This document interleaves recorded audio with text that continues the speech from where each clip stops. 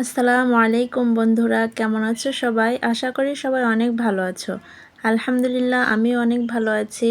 তো চলে এলাম তোমাদের সামনে নতুন একটি ভিডিও নিয়ে। আর এই যে আজকে দুপুরবেলা আমার ছেলের জন্য কোয়েল পাখির ডিম দিয়ে আলু দিয়ে ঝোল করব আর কি।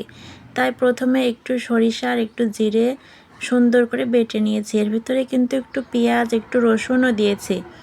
তো তারপরে কড়াইতে সুন্দর করে বাটনাটা তেলের ভিতরে দিয়ে একটু আলু দিয়ে সুন্দর করে নেড়ে চেড়ে একটু কষানোর জন্য অল্প একটু পানি দিয়েছি। তো এই যে আর এর ভিতরে আমি লবণ হলুদ সব কিছুই দিয়েছি, একটু ছোট্ট একটা ইলাচ ফল ছোট্ট একটা ডালচিনি সবটাই। আর এ দেখো অপরদিকে ওই যে 3টা ডিম, আমার ছেলে আবার সিদ্ধ ডিম পছন্দ করে না, তাই ডিম 3টা আর কি একটু পোস্ট করে দেবো। ও আবার ভাজিও খায় না, এরকম পোস্টই ও পছন্দ করে। তো এই ডিম 3টা আমি একে একে সুন্দর করে পোস্ট করে নিচ্ছি। তো এই যে ডিম 3টেই একে একে পোস্ট করা হয়ে গেছে। আসলে বাচ্চা কাচ্চা যাদের আছে আর বাচ্চাদের জন্য আলাদা রান্না করা কিন্তু খুবই ঝামেলার কাজ, আমার কাছে এমনটাই মনে হয়। তো এই যে এদিকে আমার আলুটাও কিন্তু সিদ্ধ হয়ে গেছে আর আমি এটা সুন্দর করে কষিয়ে নিচ্ছি। তো এই যে মশলাপাতি লবণ হলুদ সব কিছু দিয়ে সুন্দর করে কষানো হয়েছে। দেখুন কালারটাও কত সুন্দর এসেছে, আলহামদুলিল্লাহ মাশাল্লাহ। তো যাদের বাবুরা খেতে চায় না তাদেরকে এইভাবে একটু বড় মানুষের রান্নার মতো করে সুন্দর করে রান্না করে দিবেন, অবশ্যই খাবে। আমি যেহেতু আমরা যেভাবে তরকারি রান্না করি ওরও সেইভাবেই রান্না করে দিয়েছি। তো এই যে আলুটা কষিয়ে নিয়ে আমি একটু ঝোলের পানি দিচ্ছি।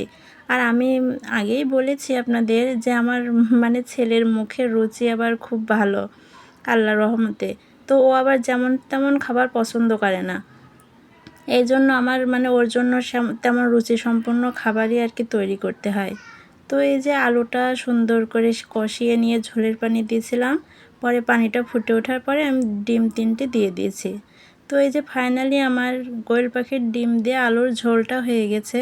আর ও কিন্তু একটু পাতলা ঝোলই পছন্দ করে, তাই আমি একটু ঝোল রেখেছি। তো আপনাদেরও যাদের বাবুরা খেতে চায় না একটু সুন্দর করে রান্না করে দেবেন। অনেকে আছে বাচ্চা খায় বলে তেল মাল মশলাপাতি কম দেয়, এটা করবেন না, এটা বাচ্চার মুখের রুচি আরও নষ্ট হয়ে যায়। তো আপনারাও বাচ্চাকে এইভাবে সুন্দর করে একটা জিনিস রান্না করে দেবেন, অবশ্যই তারা খাবে। তো আজকের ভিডিওটি এই পর্যন্ত। যদি আপনাদের ভালো লেগে থাকে তাহলে অবশ্যই ভিডিওতে একটি লাইক দিবেন, কমেন্ট করবেন, শেয়ার করবেন এবং সাবস্ক্রাইব করে আমার পাশে থাকবেন। সবাই সবাই জন্য দোয়া করবেন। আল্লাহ হাফেজ।